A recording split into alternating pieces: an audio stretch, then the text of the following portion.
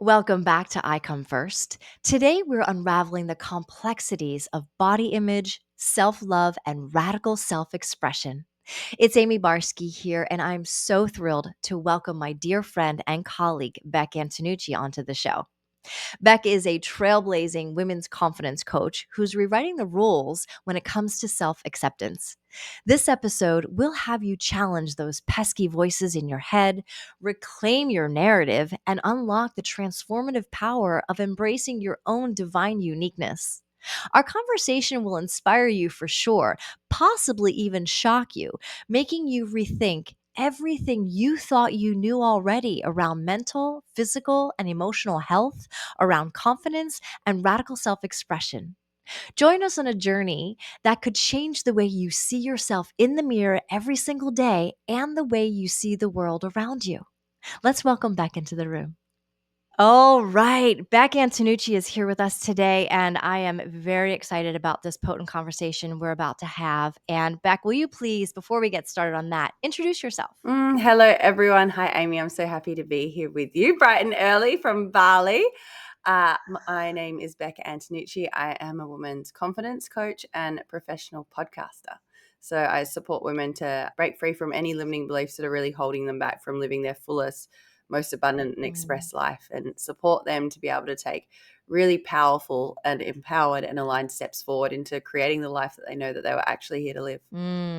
So good. And speaking of limiting beliefs, I would really love to dive into a conversation that you and I were personally having not that long ago around body image and around the pressure as a woman to stay fit, stay thin, look good, Yeah. stay young, all the things. And so, my first question to you, Beck, is how can women effectively challenge and reframe these negative thoughts, these limiting beliefs, specifically about their bodies, especially when it's ingrained in us from years of societal conditioning? Yeah, great question. I think number one, having an awareness that we do it in the first place and Mm, noticing the frequency at which this pattern is playing out. I feel as women, some of us are so habitual in the checking in the mirror, looking in the mirror, making sure that we look okay, making sure the fitness routine is on, eating a certain way, looking and checking for mhm, something, changes, fluctuations, having an awareness around the physical act of what we're doing and also the words mhm. that we are speaking. That's super powerful.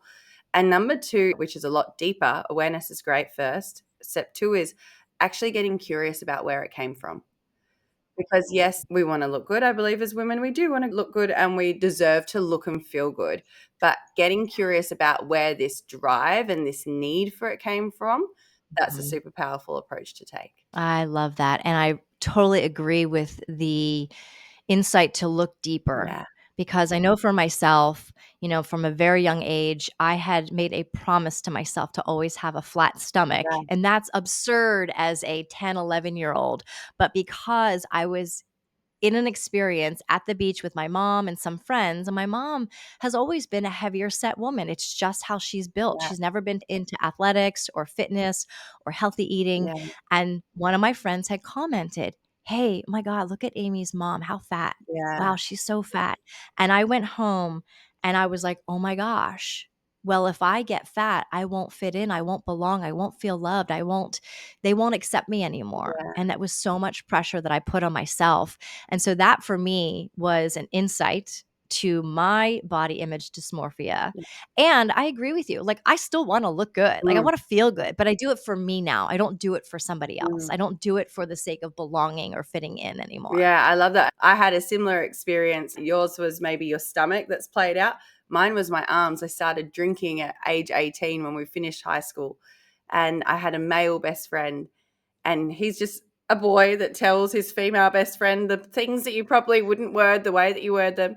And he turns to me and goes, "Oh, I was talking to mum and she said your arms got fat or your arms got chubby." And Wow. it just stayed, this thing about my arms stayed with me forever because also I have a naturally athletic body. So for me, it's either I do exercise and they look quite muscly, and then I would get insecure about that, or I don't do exercise and they would look in my 18-year-old's eyes chubby, like my best friend Josh from high school told me. And this stayed with me. Even now, I still notice as much as I really love boxing and it's one of my favorite workouts to do. A part of why I love boxing so much is I love how it makes my arms look. Like, it's Hmm. so deep. I hear that. I hear that. I so relate. There was a point in my life where I was always getting complimented on my arms, and then I got a little insecure about it. I was like, "Oh my gosh," and I started wearing less tank tops and things like that because as a competitive gymnast, as a professional dancer most of my life, we have this athletic build Mhm. and, it pros and cons to all of it. It's kind of like the when you mentioned about the 12-year-old, the same thing showed up with me for body, but also for money. My dad said something to me about money when I was 12 in the hallway of my house. And he gave me $30 and I was meant to come home with change, but he didn't tell me to bring him change. So I spent the full 30. And when I came home, he was in the hallway with me and he asked me where his change was. And I was like, I don't have any. My girlfriend Steph and I went out playing and we were like, let's spend it all. We're kids. We're like, we got $30, let's buy lollies. And so then he told me off and he said to me, your mother would never spend $30 on herself. And in that moment, the same way you made that promise to yourself about your stomach, I made this promise to myself of I'll never have a man ever be able to tell me what I can Mm, and can't do with my money. And I will never have a man tell me that my mum wouldn't be able to spend $30 on herself. And so it's created something healthy because I'm a great and high achieving woman that loves to create a lot of money. However, it's interesting to notice where it comes from. And when I unpack it all the way mhm. back, it comes back from there. So deep. And so really the point of all of this is it can come in any area of Yeah. life. It's what we are surrounded with in our environments as children, as little girls. We see and we watch and we observe and we're sponges. We're just soaking it all up. Yeah. And in those moments, we're very vulnerable to go, oh, well, this is just the way it is. This is the way it's supposed to be. And the truth of the matter is the world is changing. Women are changing. We've swung the pendulum one way. Now we're coming back to a place of, I feel like, reconnecting with our feminine, our essence, our softness, our vulnerability, our bodies, our image, just our expression in Mm. life. And we get to really own that from this adult body Mm. and understand, like you said, the awareness. Oh, here I have this awareness, and now I have choice because now I have this awareness, I have this Yeah. knowledge, and I've done the inner work and the healing.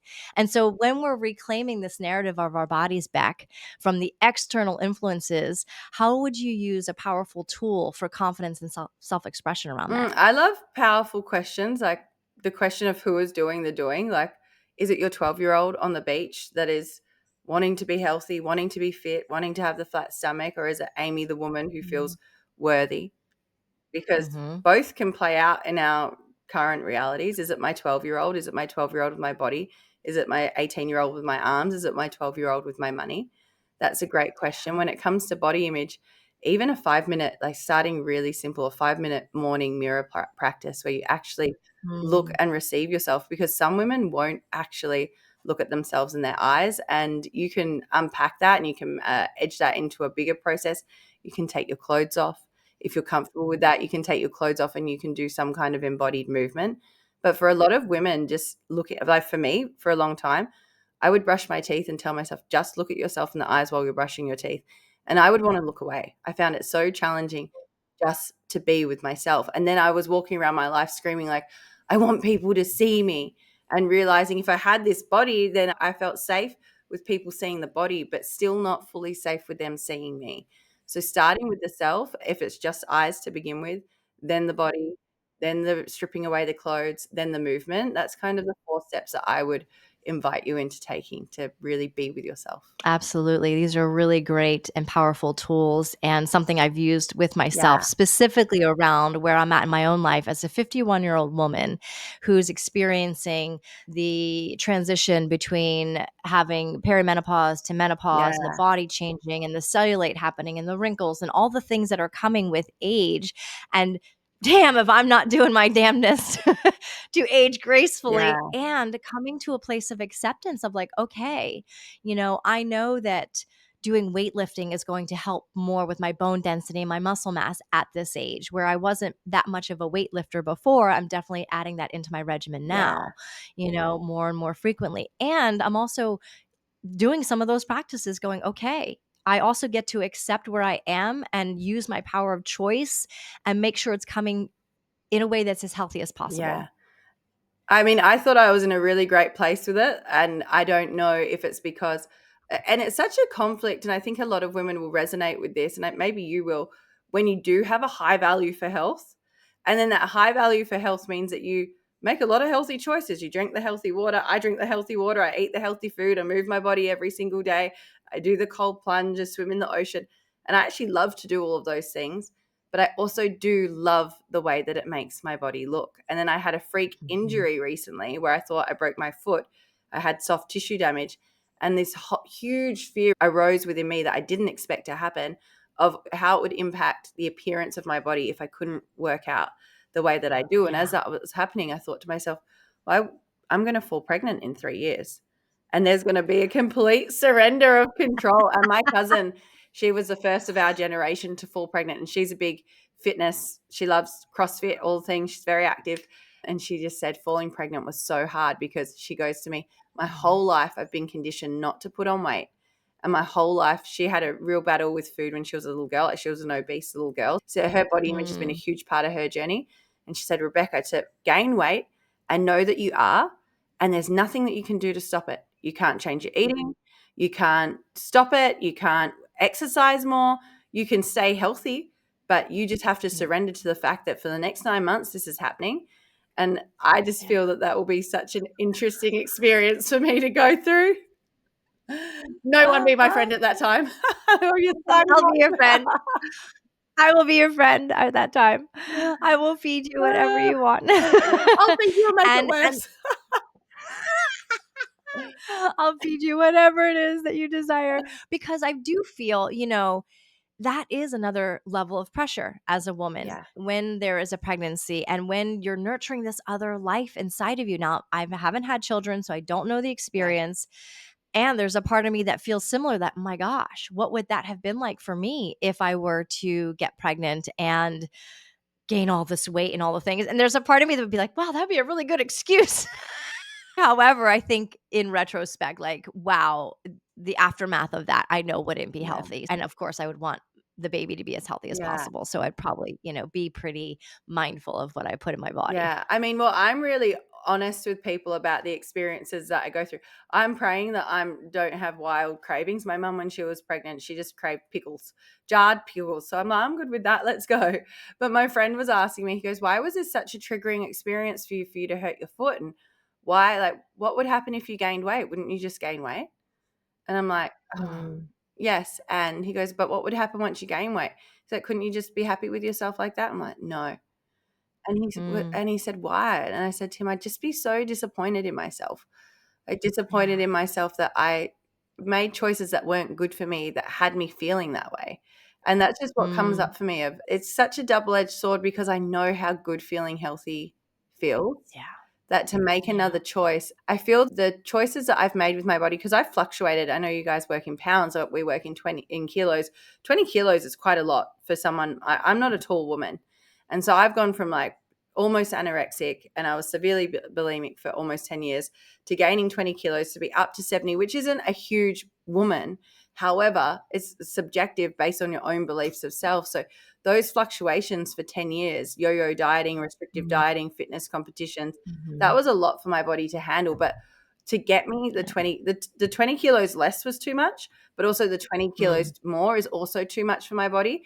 And the choices that I mhm, had to make to gain that, like the compulsive food eating, they were mhm. behaviors that weren't healthy either. I can really relate Yeah. to that. When I was in my deep, dark depression, I was in a very tumultuous marriage. I was in confusion of my life with my career, like everything was unsettled.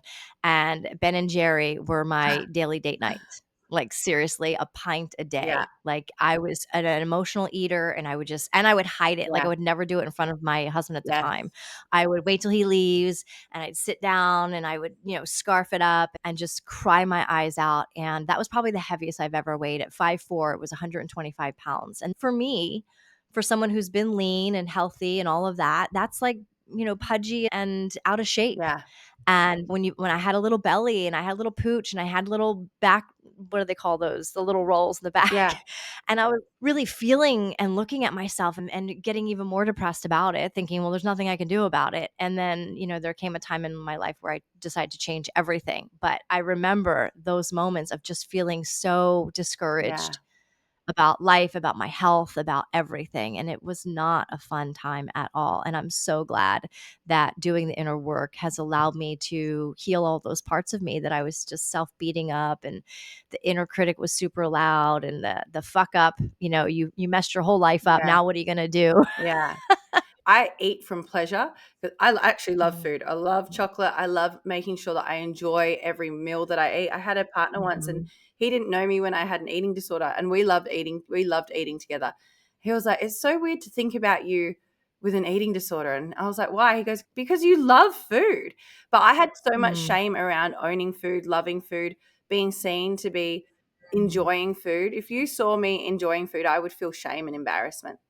So I had this mm, almost pride of restricting my food, only eating green salads and green vegetables and chicken. But the more I did this work, the less I reached for food to yeah, band-aid any kind of emotion.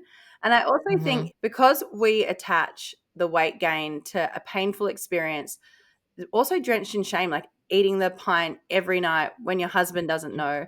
Like I would eat a jar of Nutella and I would eat the whole thing, go and replace it because it would be in my parents' pantry, eat the replaced jar and have to replace that jar, like a whole 700-gram jar of Nutella.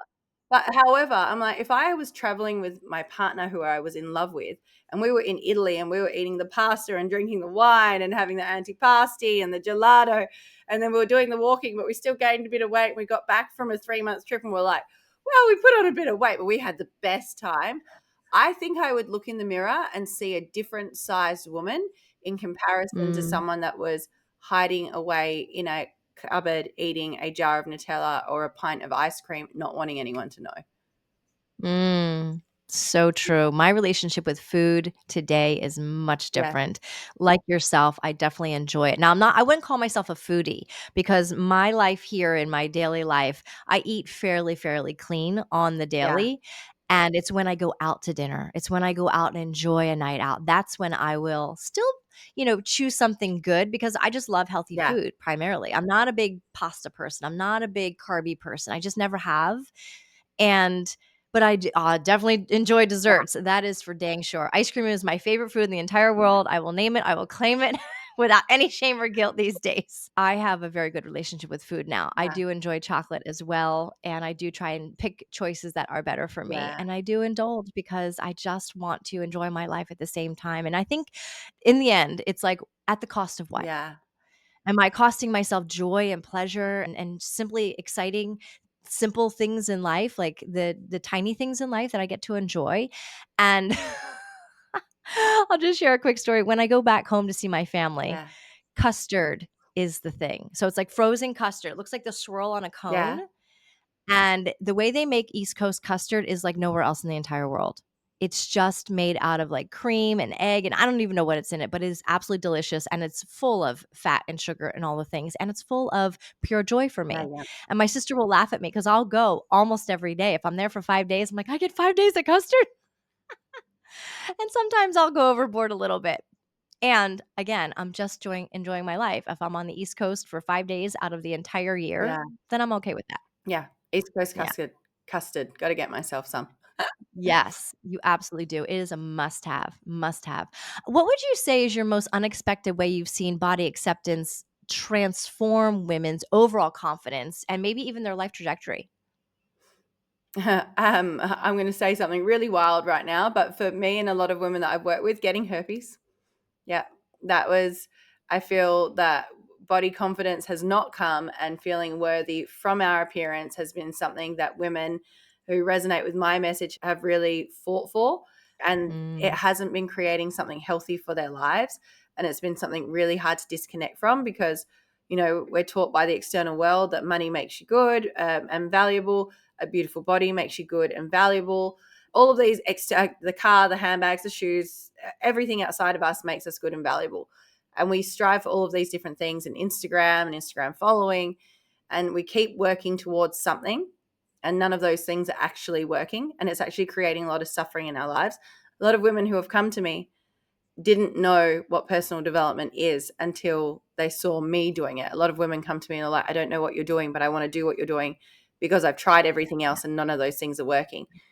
And sometimes the breaking point has to get so painful for us to actually do something drastically Mhm. different. And so for me, it was getting herpes. And for a lot of women who follow my Mhm. journey, it was that, because then the pain became so great, and the shame of hiding away in the freezer, eating the tub of Ben and Jerry's every night, almost felt bearable in comparison to doing something about it. But the shame of now knowing Mm. that I carried a stigmatized virus that I didn't want anyone to know about, that I could never get rid of, that I could never stop. I can stop eating the ice cream one day, could never get rid of this thing. That was the inner work journey that healed my body image to the degree that it has, Mhm. that has supported so many of my clients to then create deep love and acceptance for themselves as well. Mm. Yeah. And sometimes, we assume when it comes to the unexpected that it might be a big trauma in our lives, Yeah. and it could be big or small. It's not measurable in our bodies. For me and for a lot of women that resonate with what I've gone through, walking into a doctor's office thinking you're one woman and walking out grieving an STI free version of you, and now having this Yeah. whole life in your mind that's forever different, that was big Yeah. capital T acute trauma. Yeah. Absolutely. Absolutely. And, these experiences that we go through that can change so much in our entire lives. Would it be fair to say that obviously in the moment of the diagnosis and the learning of this, absolutely traumatic. Mhm. Now, looking at it in hindsight, a blessing, a Oh, for gift? me, I say the best thing that's ever happened to me. Like, at the time felt like the worst. I thought it was life ending. I was only 25. I didn't have any tools, any resources. I didn't have anyone that I believed that I could trust. My safety felt like it was ripped from me. I had no idea that I felt unsafe. I just felt like Mm, there was nowhere that I felt like I could belong and that I could share. But I didn't understand what the nervous system was. I didn't understand where my fears of rejection came from. So to be a young woman, I know 25 is still 25, but to be 25 without resources, I was like yeah, flying blind in a world where no one was talking about the kind of conversations we all have now. Didn't know what vulnerability was. I didn't know that truth and vulnerability creates acceptance. And now I just all of a sudden was walking around feeling like no one's going to love me, no one's going to accept me, a man's not going to choose me. I mhm, thought all I had was my body, and now that's been ripped from me. So it was mhm. really hard to be with, really hard. But now I'm like, best thing ever. So glad that God gave that to me. Thank you. Yeah, because of what I'm hearing is in all of that, you really came to a huge place of self-acceptance of everything, full ownership of your entire Yeah, life.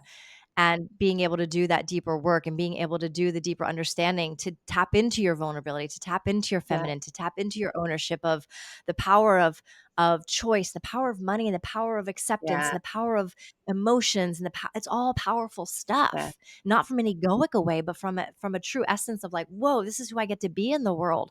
Full expression means I give less fucks about what other people yeah, think. It's not to say that we're not ever affected yeah, because we're still human, but it's a matter of like, okay, you know what? It's okay if you think that way. I'm okay with that because I know who I am. yeah.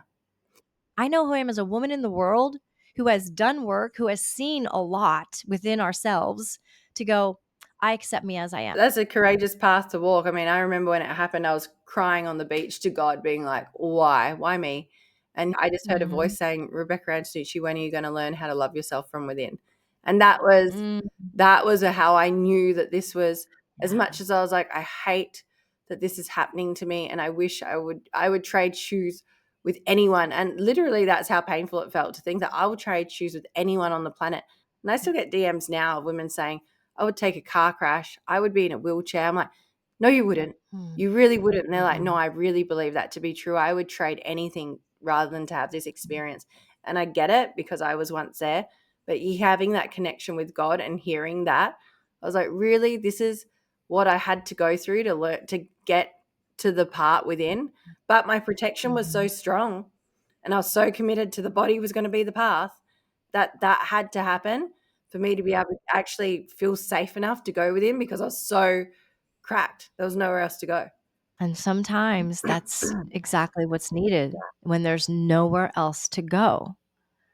And it's just like, this is it. This is the thing. This is the thing that's gonna knock me into the next evolution of my life. Mhm. And that thing could be divorce. That thing could be a loss of or death of a loved one. That thing could be a rape experience. That thing could be a horrific car accident. Mm, That thing could be herpes. That thing could be fill in the blank with whatever that thing is for people out there yeah, who are going through something. And we feel like it is the worst thing in the entire world that could ever happen yeah, and that we are completely broken and shattered. And the beauty of it is, as humans, we are resilient. As women, we are so resilient. yeah. So thank you for sharing all of that. I Pleasure. really appreciate it. I was wondering, what's the most damaging misconception about thinness or fitness or body image that hold women back from fully expressing themselves? I think doing it for someone else. Like, Mm, I know that when I'm slimmer, women will compliment me. I know that when I have a little bit more juice on me, men will love it more. And when I'm in mm, my stuff, people will say, "Oh, men like you bigger. They don't like you so fitness and strong and athletic." And I think it really shouldn't actually matter. All the compliments from the women, great. All the compliments from the men, great. The misconception is like that we're doing it for someone else, mhm. because ultimately it's how I wake up and feel within myself. People said to me, "Men love you with 5 kilos. Stop working out so much. Men love you." Blah blah blah.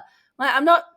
I know that I'm beautiful. I don't think I'm ever not going to get some attention from a man. I'm not doing it for him. It's how I feel waking up. How I feel looking in the mirror.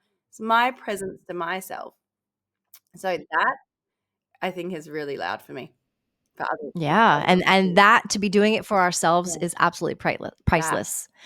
I remember there was a moment in my life, I don't know how many years ago, my guess would be about give or take 6 or 7 years Yeah. ago. I was really, really thin. Yeah. And I was dieting hard for a particular photo shoot because I was a fitness model at the time and all the things. And so externally, I was getting lots of compliments and, oh, you look great. But my internal dialogue, my internal energy was so in a state of depression, in a state of confusion, in a state of like insecurity Yeah. after insecurity. I mean, it was harsh talk inside, Yeah. even though the external was validating. It didn't put a smile on my face, to be honest. I put the fake smile on. Yeah. Thank you. Oh, you're so sweet, but it wasn't fulfilling me at all. Yeah. It was when I really looked at the truth of what was happening for me. I was just really healing from a lot of masculine wounding, healing from rape experience that had come back up in my mind, that was hidden in my subconscious for 20 something years. Yeah. Like all this stuff was coming forward. And I was like, who the fuck am I? It was so confusing and very much a moment of exploring my internal landscape. And putting on a little bit of weight after that actually felt good. Mm. It felt good to go, I can relax now. I can actually just be myself and not feel so strict and so rigid in my daily patterns of, you need to have a certain image out there in the world, Yeah. and that pressure of society. Yeah, I mean, I'm the same. I came back to Bali and I said to myself, because in Bali you can work out for 1, 2, 3 hours a day and still have a big work day and be present to life. And there's a part of me that loves how my body looks on the other side of 2 to 3 hours of working out.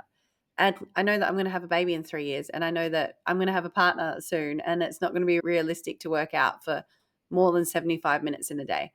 And so on the Mm, days I'm like, oh, I could definitely fit another one in, I'm like, just a healthy amount, which means that my body doesn't look like the way that my body looks when I work out 2 to 3 hours, 6 to 7 mm, times a week. And I get to be yeah. okay with that because I really believe in the long vision and the long game, and any kind of short-term Mm, results that isn't sustainable for my life actually doesn't feel yeah. good because I know it's gonna go at some point.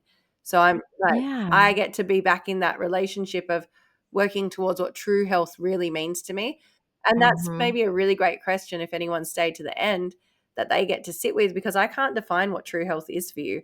Just like everyone Mm-mm. telling you when you're fake smiling, saying, "Thank you, thank you." You're like, "This isn't true health," but it might look Mhm. externally to someone else who doesn't know what's going on internally. So when I'm working Mhm. out 2 to 3 hours a day, everyone's like, "You're so ripped." I'm like, "Thank you." But is that my true health? Or am I walking around Right. saying, "This isn't sustainable, Rebecca?" Yeah. And you get to look at those hours that you're putting in at the gym are I'll speak for myself. As a professional dancer for many years, as a competitive gymnast, Yeah, my body now, there's stuff coming up that I'm like, "Ugh." my spine, my hips, and all of the Yeah. things. So, really being mindful of how we move our bodies and what's going to actually give us the longevity and the vitality that we truly desire, Yeah. in the long game instead of playing the short, quick Yeah. game, which most of us are playing, self included at times in my life, right? I mean, I have gone to the gym consistently since I was 18, so I wouldn't say it's too short, You but there's know, also other elements, like in Bali, it's fun. In Bali, yeah, it's bright and vibrant. In Bali, there's community. It's like I don't go to a nightclub. It's like loud music. It pumps me up. Like I have a really good time as well. So there's mhm. other aspects to it The social that aspect. contribute to the joy of doing the thing. But for me Yeah, now, for I just sure. continue to check in, like, is this a healthy choice? Is this coming from my value for health, or is this coming from Mm. my desire for my aesthetic to look a certain way? And then I'll know what choice to make. Exactly, exactly, and I love that. It's the daily check-in. What do I need Yeah. right now? What feels good for my body right now? So speaking of visions and the future, how do you envision the future of body positivity, and what roles does self-expression play in shaping that movement?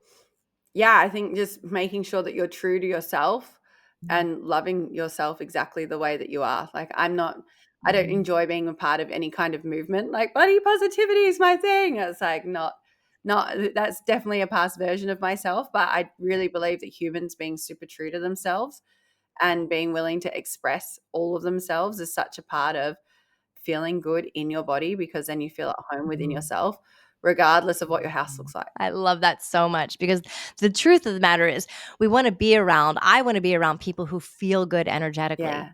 who are vibrant and add value to my life and I add value to their lives. So their shape, their size, their skin color, their eye color, their hair, that doesn't matter to Yeah. me at this point in my life. That is the least important Yeah. part. It's how are you as a human being? How do you show up Yeah. powerfully for yourself? How are you leading your own life? And infusing when it comes to communities and connections and quality time with people. Those are the things that I cherish now. Yeah, I love that.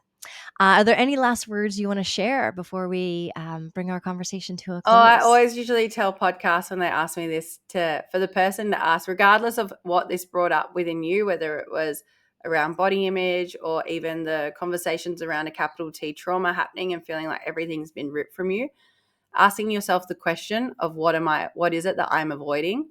I feel like that Mhm. will be really telling about whatever it is that's showing up in your life right now. I love that. I love that. And how can people reach you, Yeah, Beck? you can come over and find me on Instagram over at Bek Antonucci, and I'm the one that responds there. So come over, have a play, send me a hello, Mhm. and we'll have a chat. Amazing. I love that. And I said it before and I'll say it again. Please, my intention here as a podcaster to have epic humans on this and interviewing and connecting with and sharing is not to use it as a television, but to use it as a telephone. Like actually connect with Beck, Yeah, get with her, hang out with her on Instagram, have conversations with me, come in to our DMs and share what's going on in your life and know that you're not alone. Know that you get to be held and seen and heard and celebrated for whatever the heck it is. yeah, That to me is what I'm up to and what Beck's up to be of service the best we can. yeah, So please know in the end that you are so loved and you matter. You matter in the world. yeah. All right, Beck, thank you so much for joining us. Thank you for bringing your love, your light, your stories, and your vibrancy. I appreciate you. Until next Thank time, have a beautiful you. day. Bye.